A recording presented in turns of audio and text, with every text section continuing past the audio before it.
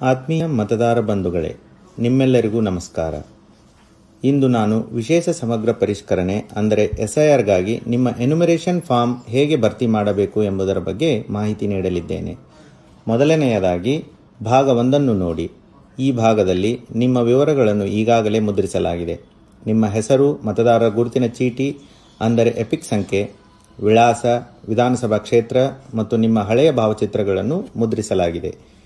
ಅದಲ್ಲದೆ ನಿಮ್ಮ ಬೂತ್ ಮಟ್ಟದ ಅಧಿಕಾರಿಯ ಹೆಸರು ಅಂದರೆ BLOರವರ ಹೆಸರು ಮತ್ತು ಮೊಬೈಲ್ ಸಂಖ್ಯೆಯನ್ನು ಸಹ ಮುದ್ರಿಸಲಾಗಿದೆ. ನಿಮ್ಮ ಮುದ್ರಿತವಾಗಿರುವ ಭಾವಚಿತ್ರ ಹಳೆಯದಾಗಿದ್ದರೆ ಅಥವಾ ಅಸ್ಪಷ್ಟವಾಗಿದ್ದರೆ ನೀವು ಹೊಸ ಭಾವಚಿತ್ರವನ್ನು ಒದಗಿಸಬೇಕಾಗುತ್ತದೆ. ಆದರೆ ಹಳೆಯ ಭಾವಚಿತ್ರವು ಸರಿಯಾಗಿದ್ದರೆ ನೀವು ಹೊಸ ಭಾವಚಿತ್ರವನ್ನು ನೀಡದೆ ಮುಂದುವರಿಯಬಹುದು. ಭಾಗ 2ರಲ್ಲಿ ಹಿಂದಿನ SIRನ ಅಂದರೆ 2002ನೇ ಸಾಲಿನ ಮತದಾರರ ಪಟ್ಟಿಯ ವಿವರಗಳನ್ನು ನೀವು ದಾಖಲಿಸಬೇಕಾಗಿದೆ. ಇಲ್ಲಿ ನಿಮಗೆ 2 ಆಯ್ಕೆಗಳಿವೆ. ಆಯ್ಕೆ 1, 2002ರ ಪಟ್ಟಿಯಲ್ಲಿ ನಿಮ್ಮ ಹೆಸರು ನೋಂದಣಿಯಾಗಿದ್ದರೆ ಆ ವರ್ಷದ ಮತದಾರರ ಪಟ್ಟಿಯಲ್ಲಿರುವ ನಿಮ್ಮ ವಿವರಗಳನ್ನು ನೀವು ಭರ್ತಿ ಮಾಡುತ್ತೀರಿ. ಇದನ್ನು ಸೆಲ್ಫ್ ಮ್ಯಾಪಿಂಗ್ ಎಂದು ಕರೆಯಲಾಗುತ್ತದೆ.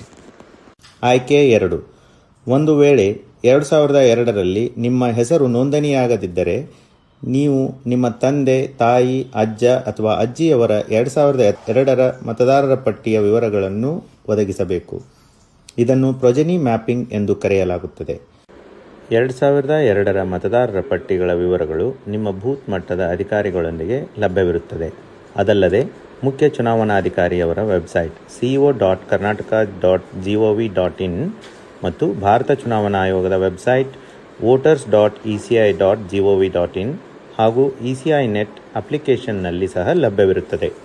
ಭಾಗ 3ರಲ್ಲಿ ನಿಮ್ಮ ಪ್ರಸ್ತುತ ವಿವರಗಳನ್ನು ನಮೂದಿಸುತ್ತೀರಿ.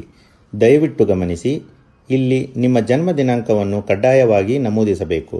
ಆದರೆ ನಿಮ್ಮ ಆಧಾರ್ ಮತ್ತು ಮೊಬೈಲ್ ಸಂಖ್ಯೆಗಳನ್ನು ನಮೂದಿಸುವುದು ಐಚ್ಛಿಕವಾಗಿರುತ್ತದೆ. ಅದರೊಂದಿಗೆ ನೀವು ಕುಟುಂಬ ಸದಸ್ಯರ ಹೆಸರುಗಳನ್ನು ಒದಗಿಸಬೇಕು. ಇದರಲ್ಲಿ ನಿಮ್ಮ ತಂದೆ, ಪೋಷಕರು, ತಾಯಿಯವರ ಹೆಸರು ಹಾಗೂ ಮದುವೆಯಾಗಿದ್ದರೆ ಗಂಡ ಅಥವಾ ಹೆಂಡತಿಯ ಹೆಸರನ್ನು ನಮೂದಿಸಬಹುದು. ಒಂದು ವೇಳೆ ಅವರ ಎಪಿಕ್ ಸಂಖ್ಯೆ, ಮತದಾರರ ಗುರುತಿನ ಚೀಟಿ ಸಂಖ್ಯೆ ನಿಮ್ಮ ಬಳಿ ಇದ್ದರೆ ನೀವು ಅದನ್ನು ಸಹ ನಮೂದಿಸಬಹುದು. ನಿಮ್ಮ ಎಲ್ಲ ನಮೂದುಗಳು ನಿಖರವಾಗಿವೆಯೇ ಎಂದು ನೀವು 2 ಬಾರಿ ಪರಿಶೀಲಿಸಿ ಹಾಗೂ ಕೆಳಗಡೆ ನೀಡಿರುವ 3 ಘೋಷಣೆಗಳನ್ನು ಓದಿಕೊಂಡ ನಂತರ ಫಾರ್ಮ್ಗೆ ಸಹಿ ಮಾಡಿ ಅಥವಾ ಎಡಗೈ ಹೆಬ್ಬೆರಳ ಗುರುತು ನೀಡಿ.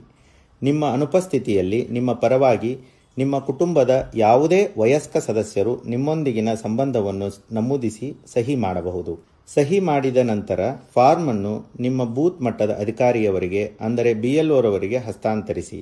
ನಂತರ BLO ಸ್ವತಃ ಫಾರ್ಮ್ಗಳಿಗೆ ಸಹಿ ಮಾಡುತ್ತಾರೆ. ಅವರು ಅಧಿಕೃತ ದಾಖಲೆಗಳಿಗಾಗಿ ಒಂದು ಪ್ರತಿಯನ್ನು ಇಟ್ಟುಕೊಳ್ಳುತ್ತಾರೆ ಮತ್ತು ಇನ್ನೊಂದು ಪ್ರತಿಯನ್ನು ನಿಮಗೆ ಹಿಂತಿರುಗಿಸುತ್ತಾರೆ.